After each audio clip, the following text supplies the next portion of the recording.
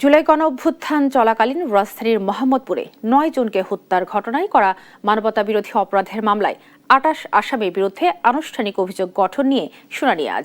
রোববার আন্তর্জাতিক অপরাধ ট্রাইব্যুনাল ১-এর চেয়ারম্যান বিচারপতি মোহাম্মদ গোলাম মর্তুজা মজুমদারের নেতৃত্বাধীন বিচারিক প্যানেলে এই শুনানির দিন ধার্য রয়েছে। এদিন প্রথমে অভিযোগ গঠনের পক্ষে শুনানি করবে প্রসিকিউশন। গত ১৫ এপ্রিল এ বিষয়ে শুনানি হওয়ার কথা ছিল, কিন্তু প্রসিকিউশনের আবেদনের পরিপ্রেক্ষিতে তা দ্বিতীয়বারের মতো পিছিয়ে আজকের দিন নির্ধারণ করা হয়। এ মামলায় সাবেক বস্ত্র ও পাটমন্ত্রী জাহাঙ্গীর কবির নানক, ঢাকা সিটি কর্পোরেশনের তৎকালীন মেয়র শেখ ফজলে নূর তাপস সহ মোট আসামি ২৮ জন।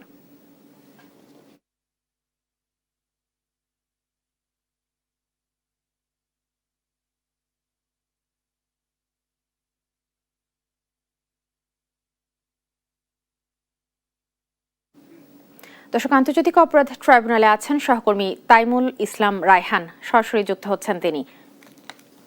রায়হান, আজকের মামলায় আনুষ্ঠানিক অভিযোগ গঠনের শুনানির ব্যাপারে কি তথ্য আছে আপনার কাছে, জানাবেন?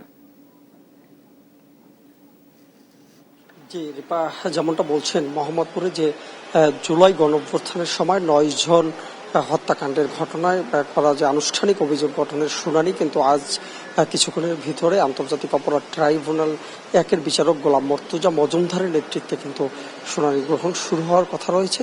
এখন পর্যন্ত শুনানি শুরু হয়নি। আমি রয়েছি আন্তর্জাতিক অপরাধ ট্রাইব্যুনালের ঠিক সামনে। আমরা সকাল থেকে এখানে রয়েছি, তবে এখন পর্যন্ত আসামি প্রবেশের বিষয়টি আমরা লক্ষ্য করতে পারিনি। তবে নির্দিষ্ট সময় হয়তো বা কিছুক্ষণ পরে এই যে শুনানি গ্রহণ সেটি শুরু হওয়ার কথা রয়েছে। একটু যদি জানিয়ে রাখি, এই মামলার কিন্তু আসামি রয়েছে সাবেক বস্ত্র পাট প্রতিমন্ত্রী জাহাঙ্গীর কবির নানক এবং ঢাকা দক্ষিণ সিটি কর্পোরেশনের সাবেক যে মেয়র রয়েছেন শেখ ফজলে নূর তাপস সহ ২৮ জন আসামি কিন্তু এই মামলার অভিযুক্ত করা হয়েছে। তারা অনেকে পলাতক রয়েছেন। এর ভিতরে ৪ জন আসামি কিন্তু ইতিমধ্যে কারাগারে রয়েছেন।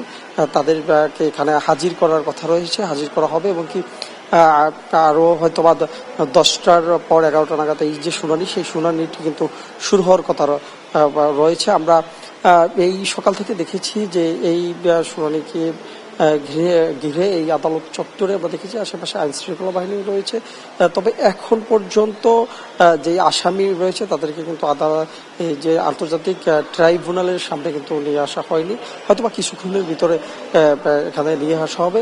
পরবর্তীতে আমরা এই শুনানি শুরু হলে বিস্তারিত আবারও জানাতে পারবো। রিপা, এই ছিল আমার কাছে আদালত চত্বর থেকে সর্বশেষ।